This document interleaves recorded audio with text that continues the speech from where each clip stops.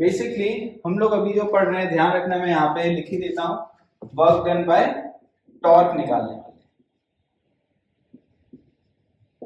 Torque, ठीक है ना। सो जैसे सपोज ये एक रिस्पेक्टिव बॉडी है, एक पार्टिकुलर बॉडी है, पॉइंट मास n, ठीक है ना। It is following this path, ये कर्व्ड पाथ फॉलो कर रहा है।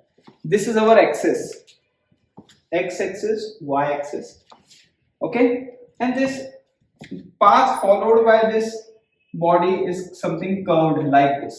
This is continuing, बस इतने ही पाथ को हम ट्रेस कर रहे हैं, समझ में आई बात आपको। So this body is traveling on this path, okay, and on this body force F1 is applied। देखो फोर्स को मैंने रेड पेन से बताया है, force F1 is applied in this direction। The position of body with respect to this C is this C, क्योंकि text book में C दिया, otherwise this is the moment. किस मोमेंट के रिस्पेक्ट में आपको टॉर्क निकालना है, मतलब ये आपका ओरिजिन है, ये C पॉइंट आपका रेफरेंस फ्रेम है, ठीक है ना। आप इसको O भी लिख सकते हो, मेन तो यही है, ओरिजिन है, मतलब इसके रिस्पेक्ट में टॉर्क निकालना है, ध्यान रखना। सो ये बॉडी को ऐसे फोर्स लग रहा है इस डायरेक्शन में, ठीक है ना, बट बॉडी ऐसे जा रहा है वो, ठीक है ना, इस फोर्स के कारण बॉडी का लेकिन पाथ ऐसे, ऐसा बताया गया है, फोर्स ऐसे अप्लाई हो रहा है लेकिन पाथ ऐसे जाता है, ठीक है ना, by applying this force body. Simple सा लॉजिक है। जैसे सपोज फॉर एग्जांपल मैं इस डस्टर को यहाँ पे रखूं, डिपेंड क्यों ऐसे जा रहा है वो, जैसे मैं फॉर डस्टर यहाँ रखूं और मैं ऐसे, मैं पुल तो ऐसे, फोर्स तो यहाँ लगा रहा हूँ लेकिन बॉडी जा तो ऐसे रही है, तो यहाँ पे भी ऐसे ही कोई कंडीशन होगा कि फोर्स हम ऐसे अप्लाई कर रहे हैं लेकिन पाथ ऐसे फॉलो होता है, ठीक है। So what is the position of this body? Position of body with respect to C is P1। P1 is initial position of body, okay.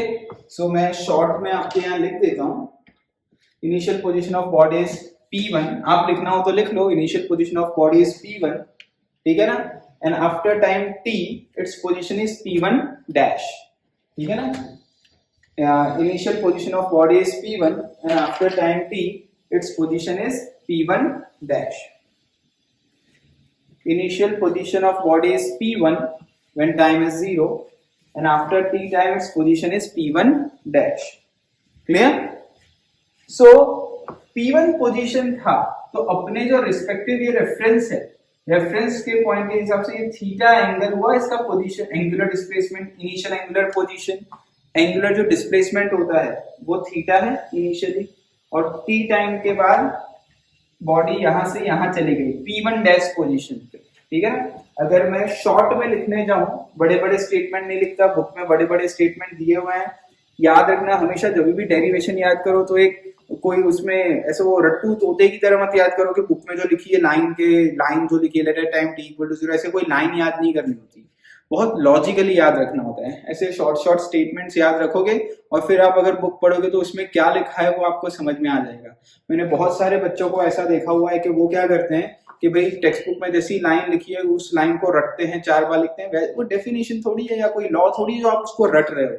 सबसे इंपॉर्टेंट बात होता है समझना। जब भी आप समझ के याद करोगे ना, so it just you need to, कोई भी सब्जेक्टिव एग्जामिनेशन हो या ऑब्जेक्टिव एग्जामिनेशन हो, जब आप समझ लोगे तो आप उसको एक्सप्रेस कर पाओगे, आप उसे अंडरस्टैंड कर पाओगे।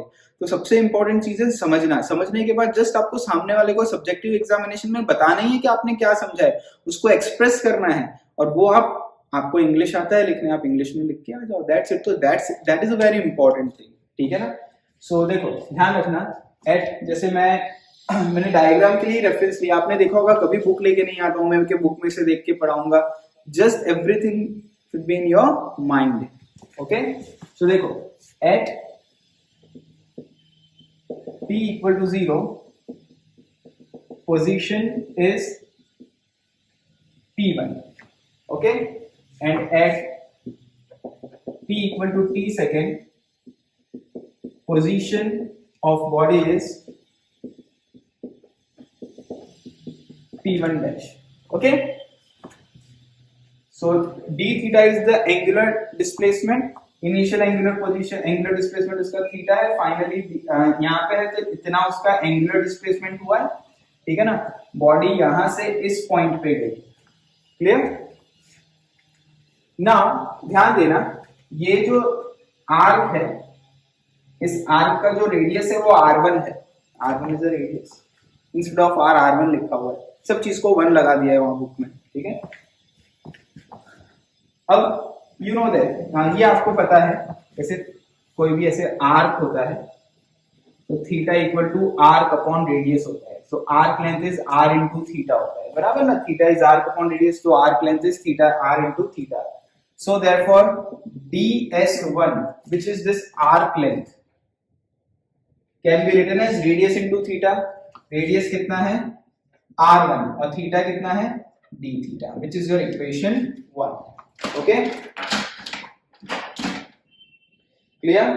Now which is the equation 1, समझ में आ गया होगा आपको ये कैसे लिखा है मैंने, ठीक है ना, इसको मैं रब कर देता हूं।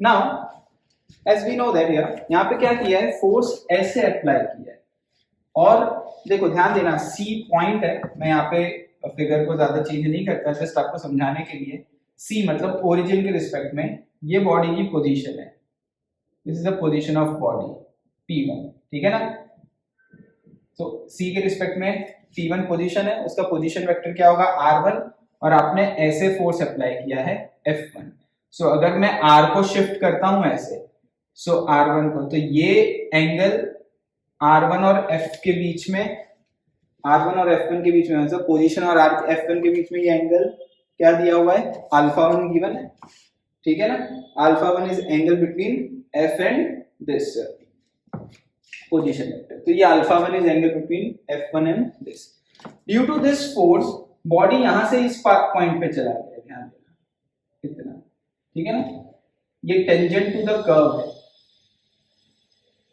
सो ये फोर्स जो इसके साथ एंगल बना रहा है α1, और ये जो टेंजेंट है, टेंजेंट के साथ जो एंगल बना रहा है वो φ1 है, ध्यान रखना, ये जो रेड पेन, ये जो लाइन बना दिखा रहा हूं मैं यहाँ पे, ठीक है ना, ये जो कर्व है, तो ये एंगल आपका α1, लेकिन ये जो कर्व है, कर्व का ये जो टेंजेंट है, टेंजेंट के साथ वो एंगल कितना बना रहा है φ1, समझ में आई बात आपको, क्लियर। सो होपफुली फिगर समझ में आई होगी आपको यहाँ पे कि बॉडी पे फोर्स कहाँ अप्लाइड हो रहा है, उस फोर्स के कारण बॉडी किस कर्व्ड पाथ पे जा रहा है, ठीक है ना, उसका डिस्प्लेसमेंट कितना हुआ है, ds1 हुआ है।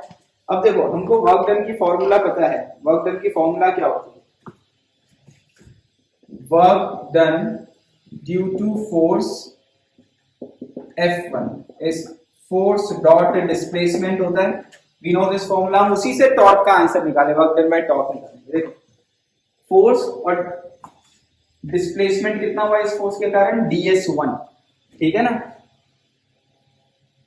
क्लियर,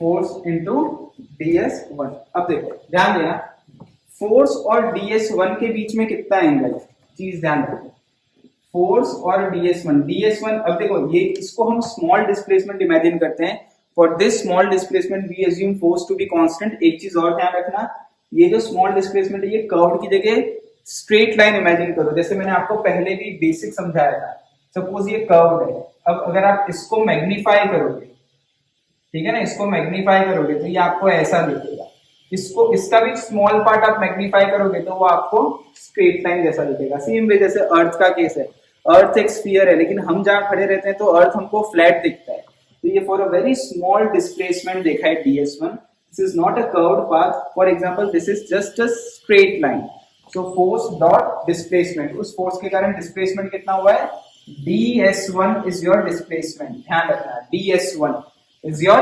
डिस्प्लेसमेंट, ठीक है ना। सो F फोर्स और डिस्प्लेसमेंट के बीच का एंगल कितना, you know that work done is force dot F dot d होता है, यहाँ पे वो फोर्स के कारण जो हॉरिजॉन्टल डिस्प्लेसमेंट हुआ है, ये भले कर्व्ड है लेकिन ये curved is a straight line, something like a straight line, ध्यान रखना, समझ में आया ना। जैसे अर्थ की मैंने बात की थी, अर्थ है तो ओवरऑल कर्व, लेकिन हम लोग को तो वो फ्लैट दिखता है, तो ऐसे हमने एक स्मॉल पोर्शन लिया है, for that small displacement ds1 we assume F1 to be constant, ठीक है। नाउ जैसे देखो F डॉट, तो इसका फॉर्मूला क्या होता है, F इंटू ds1, F और ds1 के बीच में एंगल कितना है, ds1 इधर है, F इधर है, एंगल कितना है φ1, सो cos ऑफ phi 1, एक चीज ध्यान रखना, मैं टेक्स्ट बुक जैसे ही डेरिवेशन करा रहा हूँ, लेकिन जैसे स्कूल एग्जामिनेशन में आपको ये पूछे derive work done by torque, तो आप ये एंगल थीटा डी थीटा, इसे अल्फा बीटा कुछ भी ले सकते हो। ये तो टेक्स्ट बुक में phi 1 लिखा है, इसीलिए मैं वो ले रहा हूँ ताकि आप वो फिगर को रेफर कर सको। ठीक है, ये आ गया। सो f into cos phi 1 ds1 क्या है इस फॉर्मूला से, r1 इंटू डी थीटा, बराबर। नाउ देखो f1 है ना, फोर्स f1 लिखा है, ठीक है। Now f1 r1 D theta,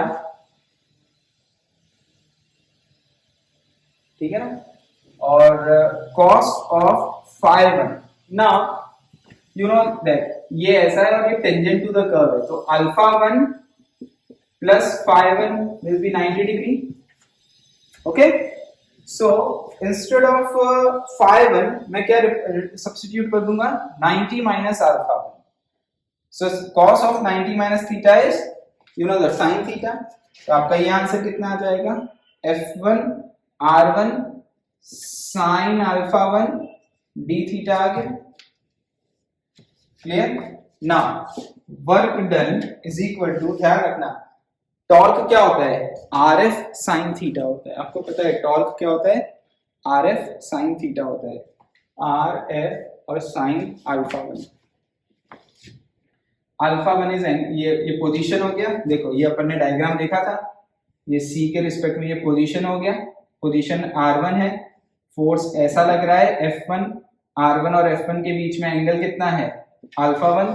तो मैं r1 को यहाँ शिफ्ट कर दिया, r cross f, torque is in the outward direction, in this case torque in the outward direction. So what is torque, r1 f1, इनके बीच में angle alpha 1। So r1 f1 sin alpha 1 is torque. So आ गया torque into d theta is work done, corresponding to f force into displacement. यहाँ पे क्या आ गया, टॉर्क इनटू d थीटा आ गया। समझ में आई बात आपको।